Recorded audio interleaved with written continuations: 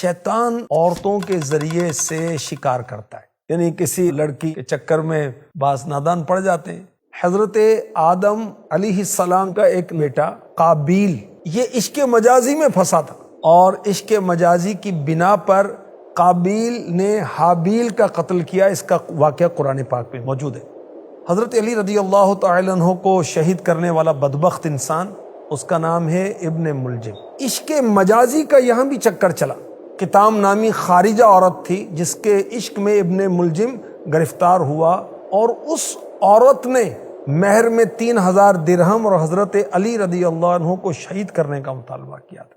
جو شخص اس چکر میں پڑتا ہے دنیا آخرت میں نقصان اٹھاتا ہے۔ کیا نقصان اٹھاتا ہے؟ عام طور پر کاروبار سے تو رہ جاتا ہے، پھر فضول خرچیاں، اسراف، بعض اوقات سگریٹ، چرس اور ہیروئن اور طرح طرح کے نشوں میں پڑ جاتا ہے، شراب نوشی وغیرہ۔ بعض اوقات اس لت میں پڑھنے والے لوگ بدکاری کی نحوست میں گرفتار ہوتے ہیں، پھر خود بھی بدنام ہوتے ہیں، گھر والوں کو بدنام کرتے ہیں، خاندانی تعلقات ان کے خراب ہو جاتے ہیں، پھر ہر وقت غم ہے، ہر وقت فکر ہے، وسوسے آ رہے ہیں، نیند نہیں آ رہی، کھانا نہیں کھایا جا رہا، اور بدن پیلا پڑ جاتا ہے، جسم کمزور پڑتا ہے، تو اعضاء کے اندر بھی کپ کپی سی ساری ہونے لگتی۔ عقل جو ہے یہ بھی کمزور ہو جاتی اور بیماری چھا جاتی۔ بعض اوقات پھر ایسا شخص جو ان معاملات میں پڑتا ہے وہ پاگل سا لگتا ہے اور ہلاکت کے بس کنارے پہنچ جاتا ہے۔ اللہ کی پناہ۔ دینی نقصانات کیا ہیں عشق مجازی کے؟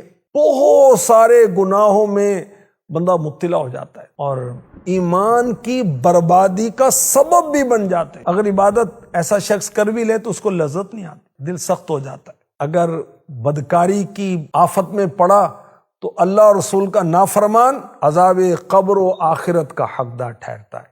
اسباب کیا ہوتے ہیں؟ گھر میں دینی تربیت نہیں ہے، گناہ بھرے چینل چل رہے ہیں، اور محرم و نامحرم کا فرق نہیں بتایا جاتا۔ بچوں کو بلوغت سے قبل ہی بتانا چاہیے کہ پردہ کیا ہے۔ بچیوں کو یہ بتانا چاہیے کہ کن کن مردوں سے ان کا پردہ ہے۔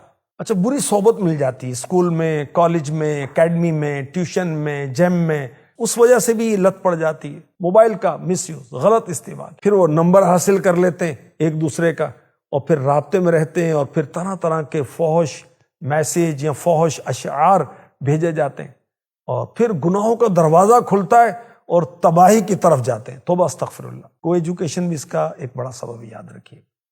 بد نگاہی اس کا ایک بہت بڑا سبب ہے۔ امام احمد رضا خان رحمۃ اللہ تعالی علیہ فرماتے ہیں پہلے نظر بہکتی ہے، پھر دل بہکتا ہے، پھر ستر بہکتا ہے۔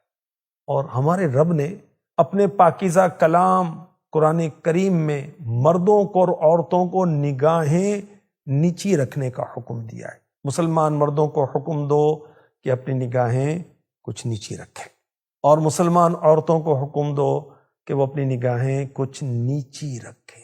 حدیث قدسی میں ہے، بد نگاہی شیطان کے تیروں میں سے زہر میں بجھا ہوا ایک تیر۔ علاج کیا ہے؟ بر وقت جلد شادی کر لینا بھی عشق مجازی کا حل ہے۔ کثرت سے روزے رکھنا بھی اس کا حل ہے۔ نامحرم سے میل جول نہ کریں، اور یاد رکھیے قرآن پڑھنے سے، سمجھنے سے عشق الہی پیدا ہوتا ہے، اور نعتیں سننے سے، پڑھنے سے عشق مصطفیٰ پیدا ہوتا ہے۔ اچھا، جب آپ کو نجات حاصل ہو جائے تو پھر آپ اچھا ماحول اختیار کریں، اور پھر جس کے چکر میں آپ برباد ہوئے تھے اس کو دیکھنے سے بچیں، اس کی تصویر نہ دیکھیں، اس کا کوئی تحفہ اپنے پاس نہ رکھیں، اگر فون آتا ہے تو نہ سنیں، اگر میسیج آتا ہے تو نہ سنیں، ٹیکسٹ میسیج بھی نہ پڑھیں، بلاک کر دیں۔ انشاءاللہ آپ کی جان چھوٹ جائے گی۔